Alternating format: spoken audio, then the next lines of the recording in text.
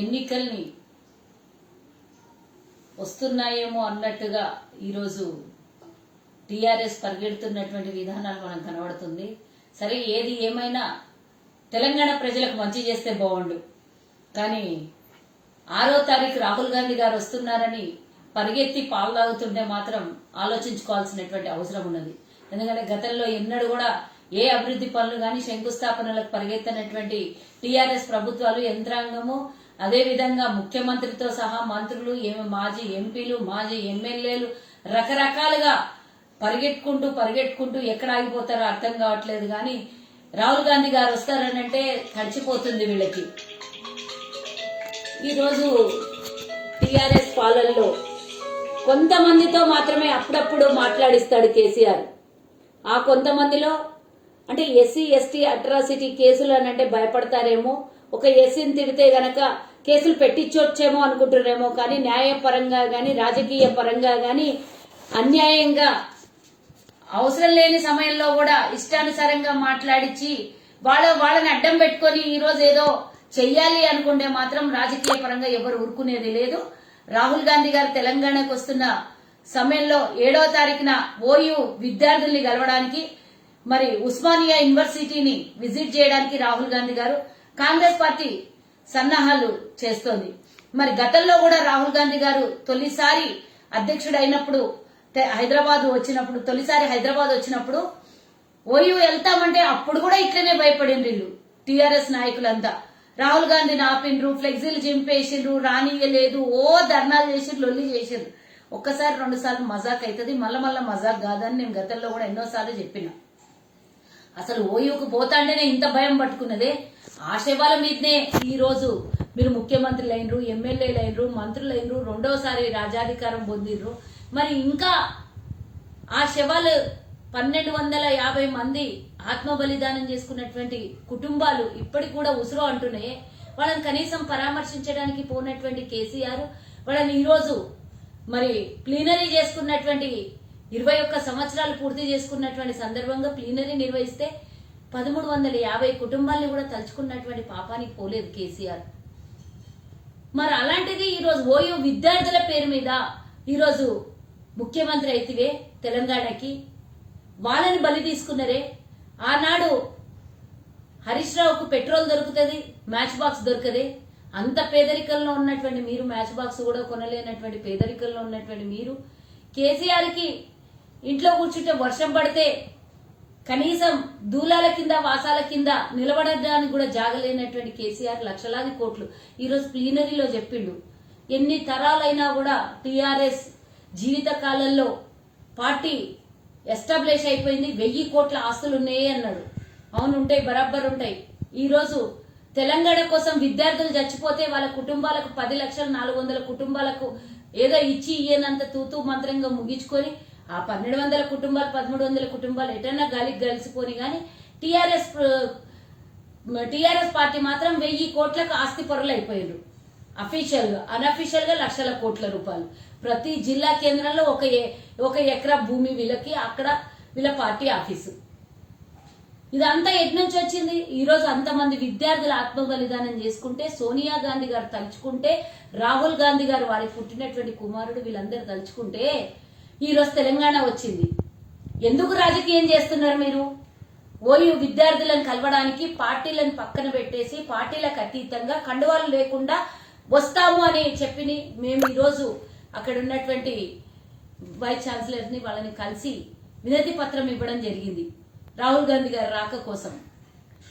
అయినా బాల్కా సుమన్కి ఏమంత అవసరం వచ్చింది? ఇటు గువ్వల బాలరాజు మాట్లాడతాడు, అక్కడ గ్యాదర్ కిషోర్ మాట్లాడతాడు, లేదంటే బాల్కా సుమన్ మాట్లాడతాడు.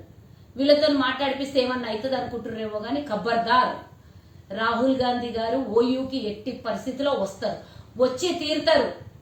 ఇదేం తెలంగాణ ఎవరు అయ్యే జాగిరి కాదు, గడిలల్లో కట్టుకున్నటువంటి ఈరోజు దొరల పాలన కాదు, నవాబుల పాలన అంతకన్నా కాదు, రజాకారుల పాలన అంతకన్నా కాదు, బ్రిటిష్ వాళ్ళ పరిపాలన అంతకన్నా కాదు. ఈరోజు స్వతంత్రం వచ్చినటువంటి భారతదేశానికి ఈరోజు మీ ఇష్టానుసారంగా గడిలలో కూర్చొని ఇంకా శాసనం చేస్తామనంటే ఎవరు కూర్చోరు.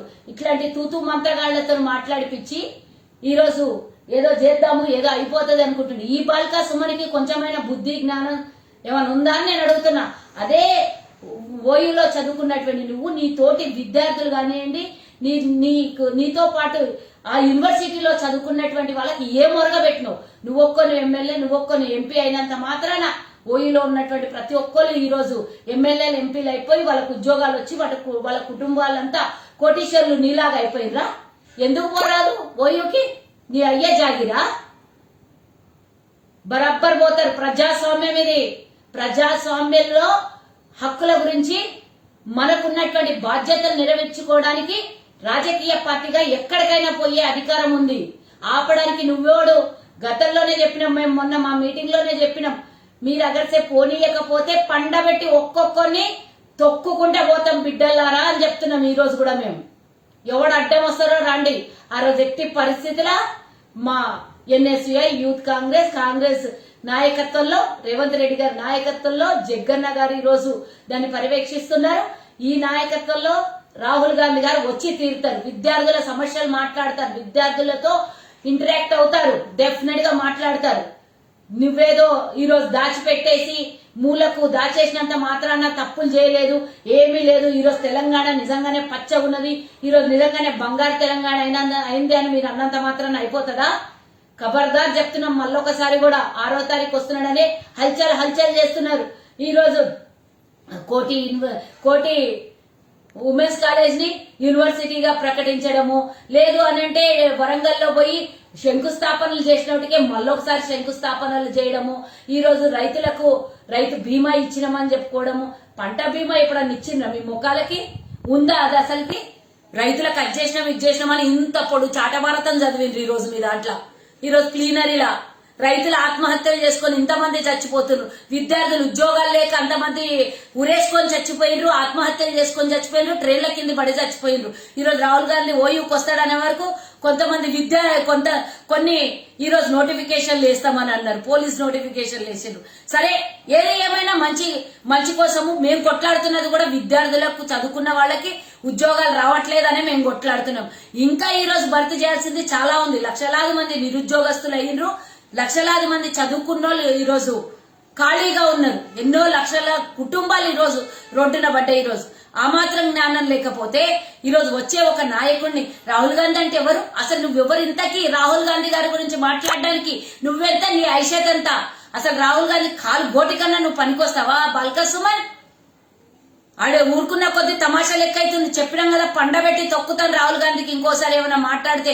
అసలు ఆయన కుటుంబం ఏంది, ఆయన ఏంది? నీలాగా అధికార దాహం ఉండేటటువంటి వాడు కాదు.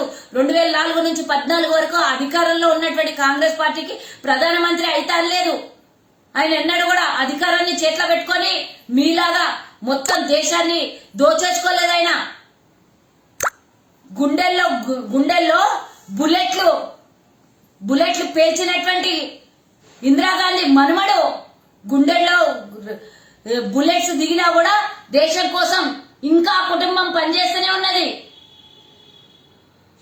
ఈరోజు రాజీవ్ గాంధీ చంపేయబడ్డటువంటి కుటుంబ సభ్యుల్ని కూడా ఆ తల్లి కొడుకులు క్షమాభిక్ష పెట్టిండ్రు. అదిరా త్యాగశీలులైనటువంటి కుటుంబము, అదిరా దేశం కోసం చేసినటువంటి కుటుంబము, త్యాగం చేసినటువంటి కుటుంబము. మీరా వాళ్ళ గురించి మాట్లాడేది. నెహ్రూ గారి మునిమన్వాడు, ఇందిరాగాంధీ ప్రధానమంత్రి ఇందిరాగాంధీ మనమడు, రాజీవ్ గాంధీ కొడుకు. ఈరోజు తెలంగాణ ఇచ్చినటువంటి ప్రదాత అయినటువంటి సోనియా గాంధీ కొడుకు. ఎవరి గురించిరా మీరు మాట్లాడేది? అధికార దాహంతో ఏమైనా కాంగ్రెస్ ఈరోజు అధికారంకి వచ్చిందా తెలంగాణలో? ఎందుకురా మీకు ఇంతగానో కొవ్వు? నాలుకలు జాగ్రత్త పెట్టుకోండి. రాహుల్ గాంధీ క్షమాపణ చెప్పాలి. ఎవరి కోసం క్షమాపణ చెప్పాలి? ఎందుకోసం క్షమాపణ చెప్పాలి? తెలంగాణ ఇచ్చినందుకు క్షమాపణ చెప్పాలా? మీరు ఆ గద్దె మీద కూర్చోబెట్టి మిమ్మల్ని ఈరోజు విచ్చలవిడిగా రాష్ట్రాన్ని దోచుకొని నాశనం చేస్తున్నందుకు క్షమాపణ చెప్పాలనా? అవును, క్షమాపణ చెప్పాలి. మీ అట్లాంటి దరిద్రులకు ఈరోజు తెలంగాణ ఇచ్చి మీ ఆలోచిస్తుంటే వాళ్ళ దరిద్రుల చేతిలో పెట్టినందుకు అవును, మరి క్షమాపణ చెప్పించుకోవాల్సిందే మాకు. మేము సిగ్గు శరం ఏమన్నా ఉంటే, మానవత్వం ఉంటే నువ్వు నీ నియోజకవర్గంలో పడుండు, నీ నియోజకవర్గానికి పనిచేసుకో.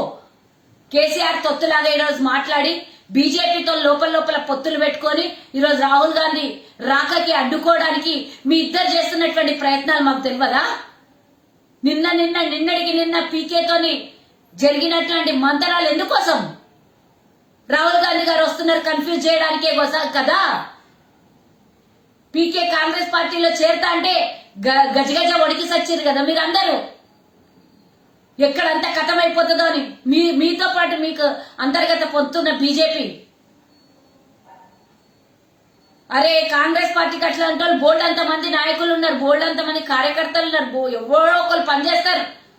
మీకు కావాలి ఈరోజు రాష్ట్రంలో ఉనికిని కోల్పోతున్నారు కాబట్టి పీకే అసంటోళ్ళు కావాలి. మేము డే 1 నుంచే మా రేవంత్ రెడ్డి గారు చెప్పారు ప్రమాణ స్వీకారం రోజే మాకు మా పార్టీకి తెలంగాణలో పీకే అవసరం లేదు, AK-47 మా కార్యకర్తలు అని చెప్పిండ్రు. మీరు ఈరోజు తప్పుల మీద తప్పులు చేస్తారు, ఓడిపోతామనే భయంతో పీకేని పెట్టుకుంటారు. రాహుల్ గాంధీ గారికి క్షమాపణ చెప్పమంటారు, ఓయూలకు రావద్దంటారు. ఏం మీ అయ్యే జాగిరా కేసీఆర్ కొన్న గడినా అది? లేకపోతే నీ నియోజకవర్గంలో నువ్వు ఏనే దోపిడీ చేసి ఇంకా రాష్ట్రం మీద ఎంపీగా ఉన్నప్పుడు ఎంత దోపిడీ చేసినావు? రొట్టె మీద కూర గతి లేని రోజు నువ్వు చదువుకుంటున్నటువంటి టైంలో నీకున్నటువంటి ఆస్తి పాస్తులు ఎంత ఒక అఫిడవిట్ రిలీజ్ అయ్యి ఒక శ్వేతపత్రం నీ ఆస్తి వివరాలంది. ఇప్పుడు నీ మీద సిబిఐ దాడి ఈడీ దాడి చేస్తే ఎన్ని కోట్ల రూపాయల ఆస్తులు దొరుకుతాయో తెలంగాణ ఓయూ విద్యార్థులకు చెప్పు. నువ్వు ఎంత దాచిందెంత, దోచుకున్నదెంత?